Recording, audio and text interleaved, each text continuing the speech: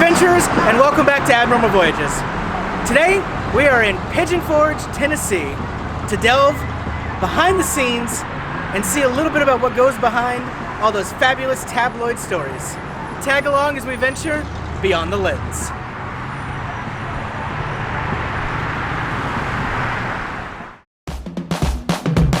We're going to a place that you've never heard of before. It's Abnormal Voyages.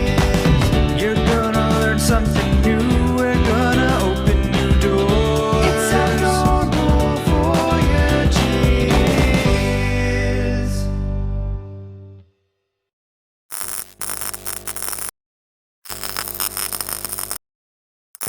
Beyond the Lens actually began its life as National Enquirer Live, but, which probably came as no surprise to anyone, a lot of issues came from that, and it became Beyond the Lens. You start your adventure by walking through the human kaleidoscope.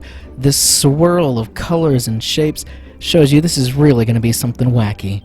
After you come out of here, you find yourself right on the red carpet with tons of paparazzi waiting to take your picture.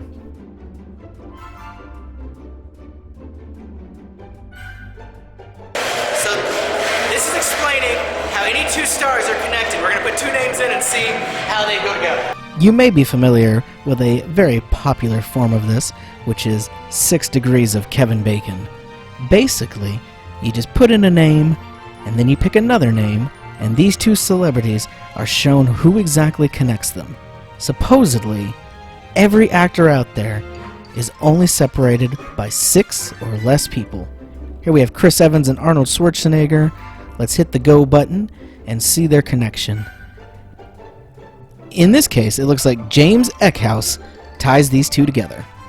Amazing that two very different actors are only separated by one person.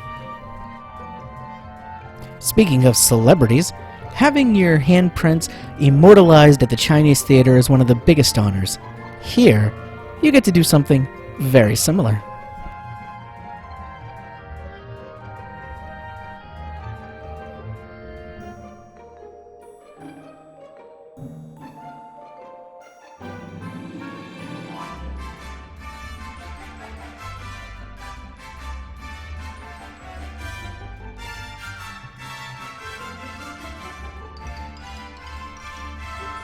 And boom, just like that, Abnormal Voyages is saved in posterity here on the digital walkway. Pretty cool. Losing the National Enquirer branding kind of put this place up in the air of what exactly it was going to be. So this whole room shows a fascinating history of the different decades of time of what was popular back then. You can see the tech, the movies, the TV shows, anything that really got people going. You jump over to the 70s, you got great movies like Rocky and Grease, some of the tech that came out, and for some reason they then began a separate little thing on the bottom, which was kind of the history of video games as it goes throughout the ages. Like I said, very random museum, but very cool. The 80s definitely had some cult classics, Ghostbusters, E.T., a little bit of a questionable fashion, but one of the best games ever, the original Super Mario Bros.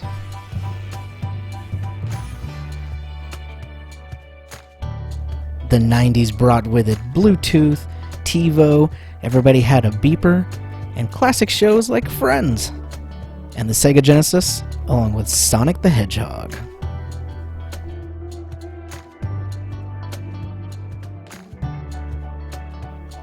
The 2000s had The Office, Britney Spears in the music world, lots of new tech, and for some reason Donkey Kong Country was here, even though the Super Nintendo and Donkey Kong Country were very much 90s things, so a little divergence in the history and the video games.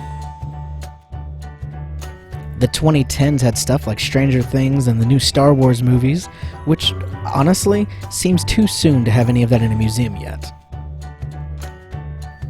But they also highlighted the tech and the sports, just like in the other eras. And then a little bit here about Gangnam Style, which took over like a virus, it says.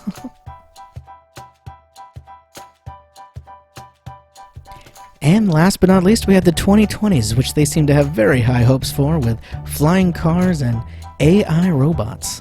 I guess we'll have to stay tuned to see if that happens. A little bit about Nintendo, just kind of randomly thrown in there, and more about how video games have become such a high earner. Speaking of video games, they threw it back to one of the originals, Pong, with this very cool version of it. This was actually kind of a 3D Pong, where they physically had little paddles and a ball that you could use and play the classic game. Very, very fun. And the Atari, which actually had Pong on it, and a real relic there, a working payphone. On this screen, you all got animal heads, so I'm a rabbit for some reason. We just kind of went with it. They even had their own little escape room called Escape Hot Seat. So, originally this was intended for about 3 or 4 people to do together. One person's job was to do nothing but sit in that chair there, on which there was a big button that if released, you instantly lost the game, whole world blew up, something crazy like that. Since I was doing it on my own, they actually gave me a nice big jar of dirt to put on the middle of it there, so at least I had a reliable partner, I suppose. This takes a lot of concentration to figure out how to save the world, so I'm just going to let this super cool music play as I finish this up.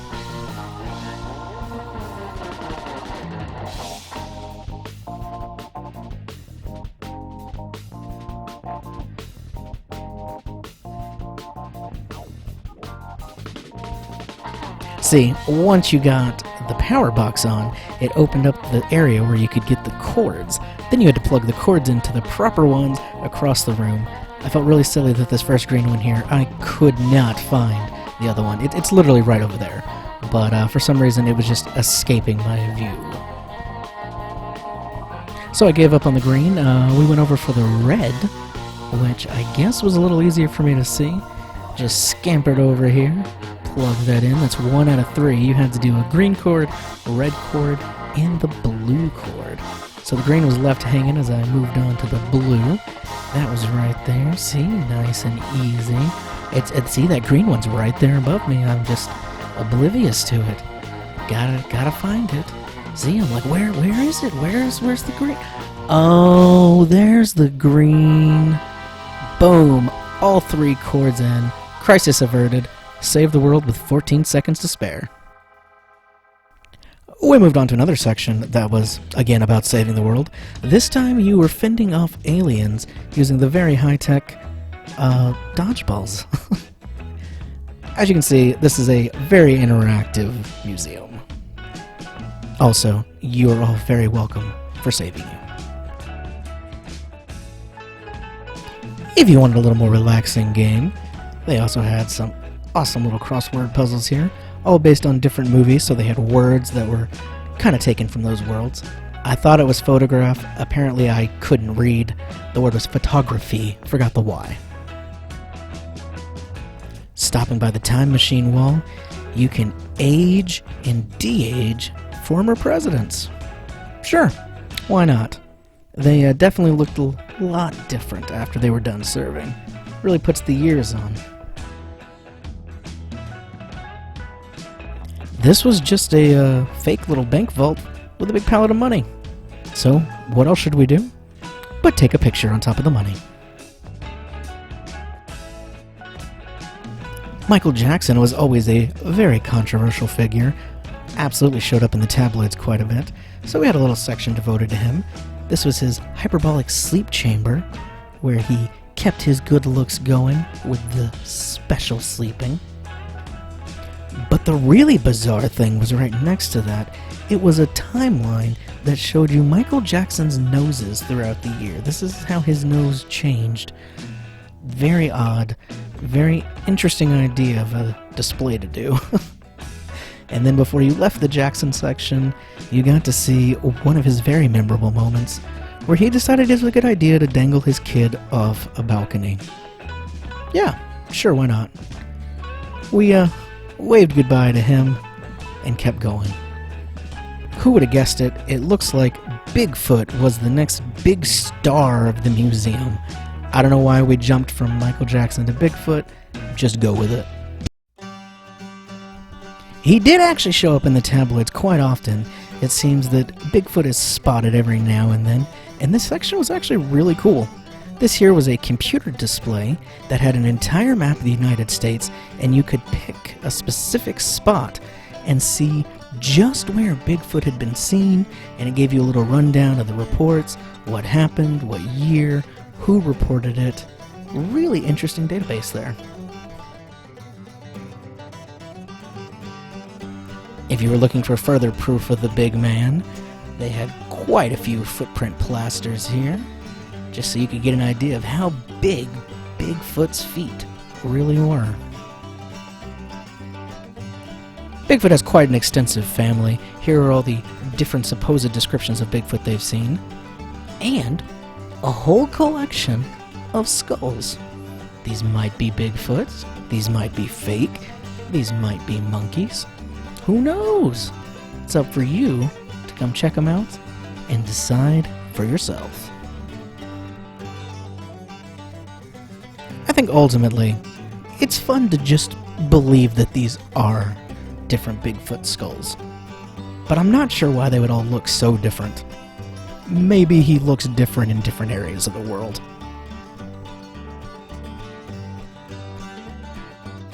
This chart did a very good job of showing you just how big Bigfoot might be.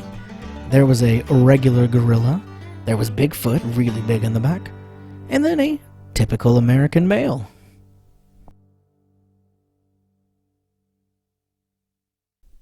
After getting some education, you can head out into the woods to see if you can find Bigfoot yourself.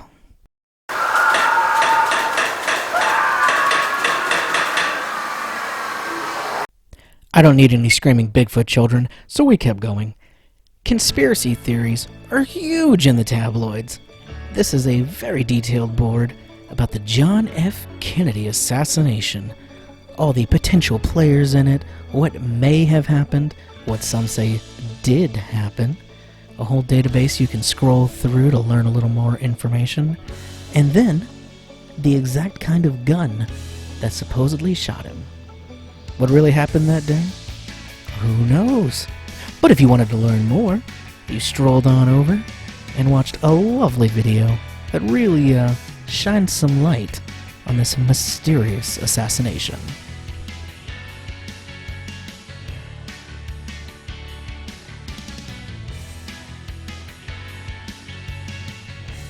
Latching on to the controversial crimes, we had a whole section about O.J. Simpson and his infamous case, as well as a few relics from his day.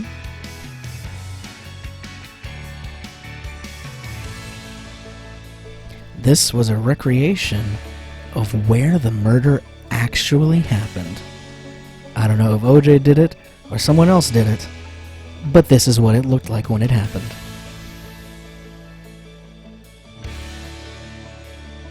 It turns out quite a few celebrities have committed crimes. Through this, you could pull up different mugshots of people, and then they'd ask you questions about the crimes they committed. This was Robert Downey Jr.'s mugshot, asking you what he did. I was wrong on that one, but I believe Iron Man can do no wrong, so it's okay. And then the celebrity wall of shame, a constantly shifting wall that is just all celebrity mugshots. For shame. One of the more controversial murders, crimes of the age, JonBenet Ramsey. To this day, nobody is still 100% sure whatever happened to young JonBenet.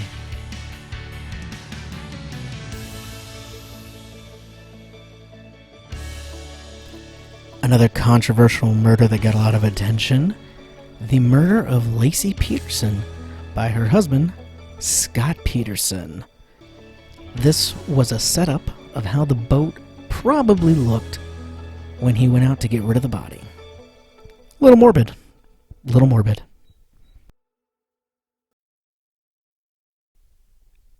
Speaking of popular and controversial, who doesn't like to talk about the Royals?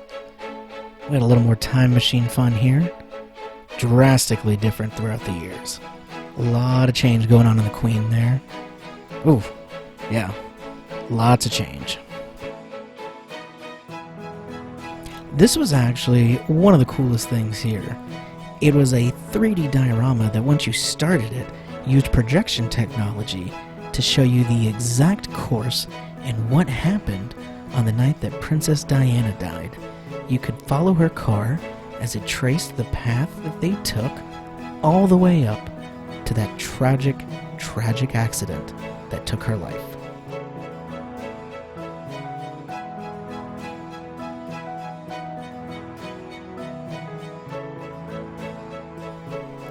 It's amazing what you can do with technology these days.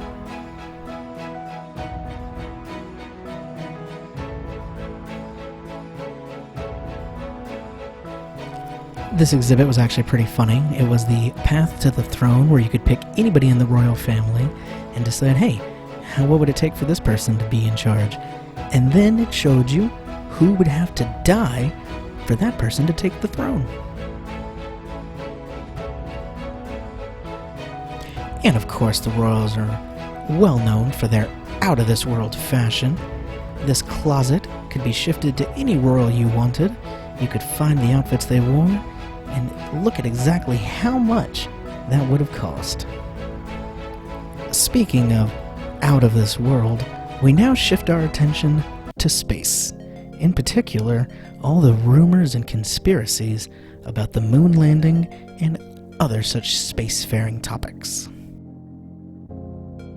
If the moon landing is a hoax or not has been going around for ages, and nowhere more than in the pages of tabloids. With this here, you could shift around pictures of the moon landing and see exactly what evidence there was that this great feat was actually hoaxed and put together on a soundstage. I don't think it's true, but who knows?